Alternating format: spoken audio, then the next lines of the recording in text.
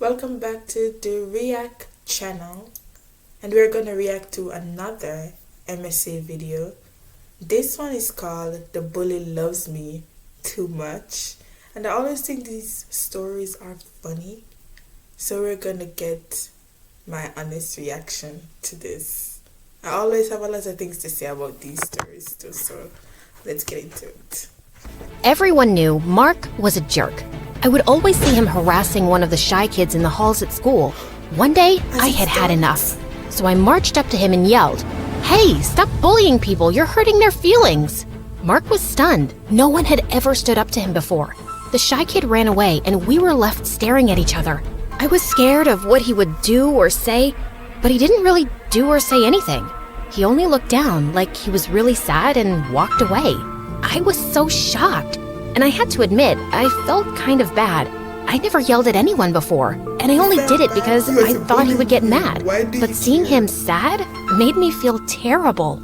The next day, the entire hallway stunk. Everyone was trying to find out where the smell was coming from. As soon as I got close to my locker, I knew something was wrong. I opened it to find that it was yesterday's fish sandwich. It had been put in there and left all night. I almost puked. That's when I saw Mark smiling from down the hall. He was wearing those big, stupid headphones he always wore, and he even waved to me. All the guilt I had disappeared. I was gonna get him back. I just needed to figure out how. All day, I snuck behind him, following, watching, like a stealthy ninja. Every move he made, I was right there, but he never saw me. I noticed him writing in his notebook all day, in every class, but he was never prepared with the assignments. So I knew whatever he was writing, it wasn't homework. The notebook became my obsession. I needed to know what was in it so I could use it against him, but he never left the thing alone. It was always right beside him. Finally, in English class, he went to the bathroom. But he was smart, or should I say paranoid enough, to put the notebook in his bag. I pretended to drop my pencil and crawled to his bag. I couldn't take the whole notebook without being discovered, so I just opened the zipper and I hoped that would be enough for the notebook to fall out when he took his bag. And then, when the bell rang and class was done, he put his earphones on again, picked up the bag, and the notebook fell out. He didn't hear it, of course, so I ran and grabbed it. I ran home and read it. It wasn't jokes or anything mean. It was poems, and they were all really sad and beautifully written. I almost cried reading them. Suddenly, I understood why he was so mean to people. It sounded like his dad was really mean to him at home and made him feel like he was nothing at all. There was a time when we were little in kindergarten when Mark would tear up the notes that came with school lunches from other kids' moms. I thought he was such a jerk for doing that. But one day, one kid's lunch had 2 notes, and one was for Mark. I guess that mom heard what he was doing and thought maybe it was because he didn't get notes. Mark never ripped up the notes again. I had totally forgotten that, but now reading his journal, I remembered he was in foster care, which meant the people he lived with weren't even his real parents and maybe they didn't want him at all. I guess if you feel like an insect, being a bully is probably the only thing you can do to feel like you have any say in your life. I wrote him a letter and said it wasn't his fault that he felt like that. I finished the letter and put it in his notebook. When I saw him at school the next day, I felt totally different about him. I saw the sadness in him and how no one paid any attention at all to him. And I admit, I swooned a little when I realized he was actually pretty cute. I got the notebook out and walked up to him with it. "Is that mine?" It, fell out of your bag yesterday." "And you didn't give it back?" "I got busy, sorry." I gave it to him. He opened it and saw my letter. He read it there as I stood watching, my cheeks getting redder and redder by the second. "You read my journal?" He kept his eyes on the page, like he couldn't face me. "I understand why you're mean to people, but..." Before I could finish, he ripped my letter from the notebook and dropped it on the floor. "Don't ever read my stuff without permission again." All the good feelings I had for him disappeared. Didn't he know how hard I worked on that letter? How much I cared? Not to mention, I bore my soul to him. I got red again, but this time, it wasn't embarrassment. It was rage. That night, I told my mom everything. She told me, "Honey, you tried to do something nice, and that's great, but you read his private journal without asking. You invaded his privacy. I'm the only person who saw him. Everyone else ignores him." "I understand. but that doesn't make him any less worthy of having privacy, does it? I went to my room without talking to her for the rest of the night. How could she not see what I had done? I put my heart on the line and got rejected. I did the right thing. All I wanted was to help him and let him know I understood. That night, I couldn't sleep. I kept tossing and turning, thinking about how he acted, but also what my mom said and how violated I would feel if someone read my diary.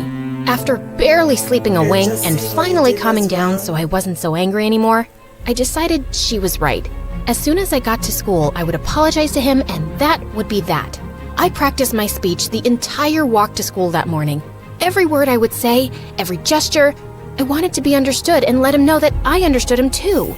But when I got to school, I was horrified to see that there were printed posters of me all over the halls.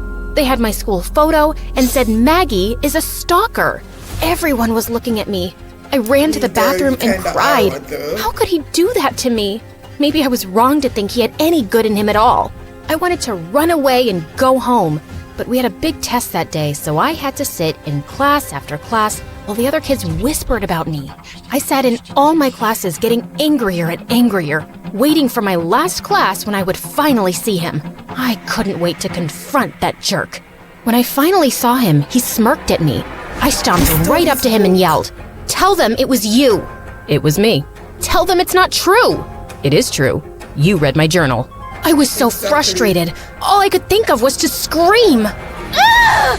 The teacher came up to both of us and gave me detention for yelling in class and gave him detention for pulling the prank. When we were both in detention, I made sure I was looking out the window or at the ceiling. Anywhere as long as we were not looking at each other. And of course, he starts whistling.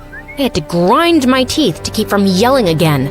Then the teacher left to get a coffee and we were left alone. It was so awkward. After a while, he took out his notebook and was reading something inside really intently. I had to admit I was curious about what it was. And then he wrote something and I was so mad at myself for even caring, but I did. I wanted to know what it was. As much as he annoyed me, I really did like his poems.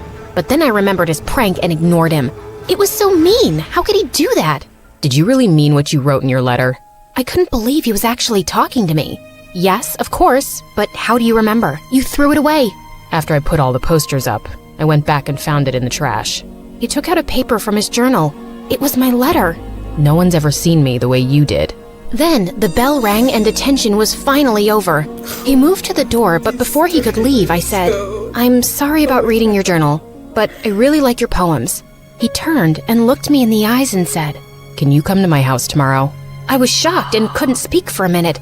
Before I realized it, I said, "Yes." He ripped a piece of paper from the journal and gave it to me. It had his address and a note for me. I read it when he left. It said, "To the girl who saw through me.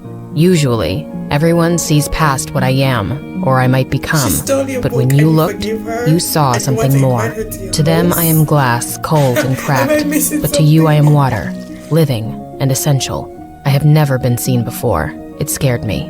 Thank you. I'm sorry." Again, I swooned.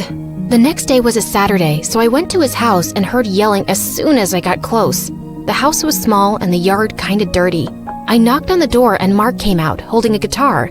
His right eye was bruised. He moved past me, walking toward a path in the woods across the street. "Are you coming?"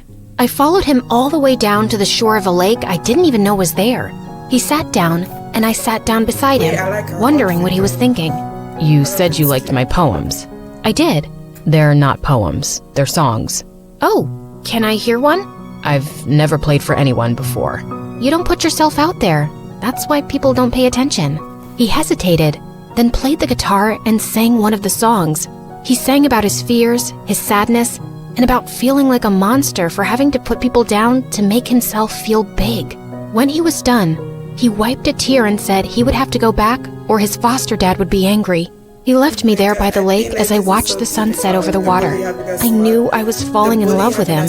When I got home, my mom told me the one thing that would ruin everything just as it was all getting so good. We were moving across the country.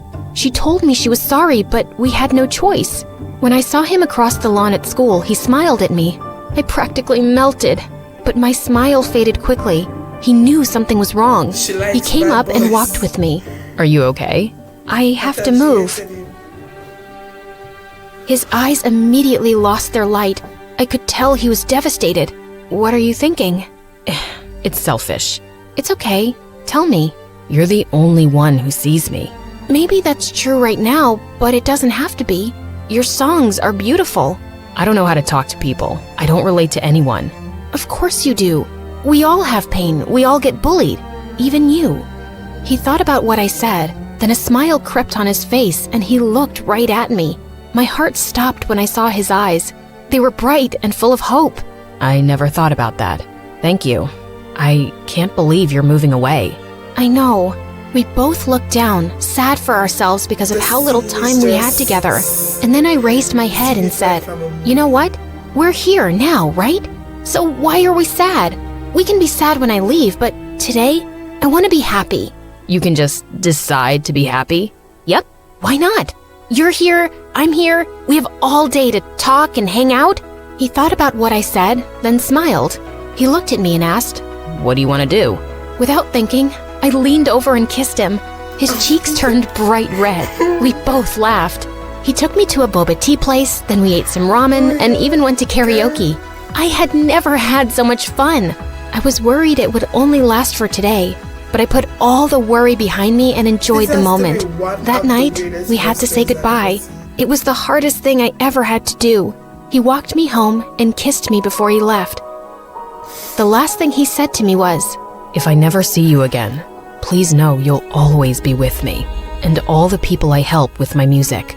I watched him leave, holding on to the moment as long as I could. When it was time, we packed the moving truck and left. Then to my surprise, I saw him. He was on the sidewalk, talking to one of the shy kids he used to pick on. But this time, they were both smiling. He was apologizing and making friends. I knew then that everything would be okay. And as for me, I was going somewhere new. Sure, it was scary and a little sad, but it was also exciting. Who would I meet? What would I do there? I decided to enjoy every day and made a promise that I would make the most of any situation that came up in my life, good or bad. Take his guitar. Aww. Oh wait, guys, it was a cute ending though. It was a cute ending, not gonna lie. It was a typical happy ending, but yeah, it was good. It was good. Once again, these very weird MSA videos just always get me in the end. That's all I have to say. Anyways, thank you guys for watching all the way to the end. If you like the video, please like and subscribe. It will help me out. It will help the channel out. Thank you.